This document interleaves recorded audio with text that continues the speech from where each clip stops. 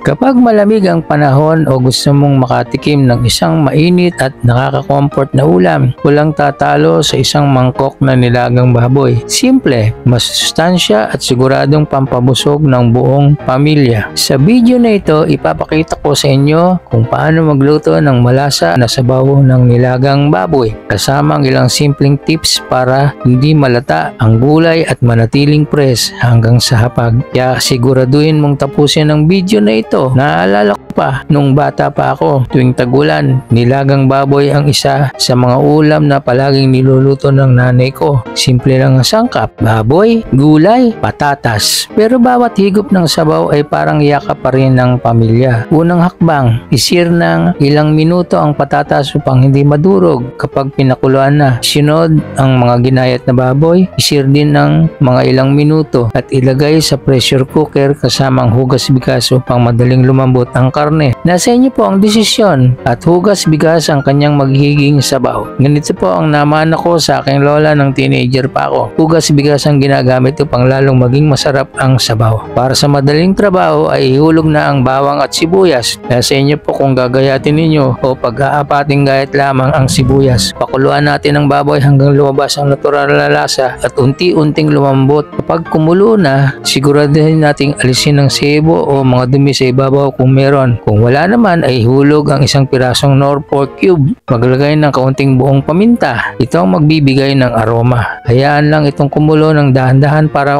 mas kumapit ang lasa sa karne. Katapos, idagdag natin ang patatas, repolyo, dahon ng pechay at lagyan ng patis pampalasa. Sa puntong ito ay maglalagay tayo ng asukal para magdagdag ng tamis at lapot sa sabaw. Ang sikreto dito, huwag i-overcook ang gulay para manatili itong fresh, crunchy at puno ng sustansya. Ang repolyo at pechay ay hindi lang pampasarap kundi pampalusog pa. Habang niluluto mo ito, mararamdaman mong napakasimple lang ng proseso pero ang resulta isang mainit at masarap na ulam na siguradong bubusog at magpapasaya sa bawat kakain. At ang pinaka-importante, ang nilagang baboy ay hindi lang pagkain. Ito ay alaala ng pamilya, banding sa hapagkainan at simbolo ng pagmamahal sa bawat sabaw na iyong hihigupin. Kaya subukan mo na rin ang nilagang baboy recipe na ito sa inyong tahanan. Siguradong magugustuhan ng lahat, bata man o matanda. Kung nagustuhan mo ang video na ito, huwag kalimutang mag-like, mag-subscribe at click ang notification bell para updated ka sa mga susunod kong lutong bahay recipes. I-comment mo rin kung anong paborito mong gulay na isinasama sa nilagang baboy, baka yun ang susunod kong iluto. Ako si Ka Orly at itong ating simpleng lutong bahay na punong-puno ng sarap at pagmamahal. Kita-kits muli sa susunod na recipe.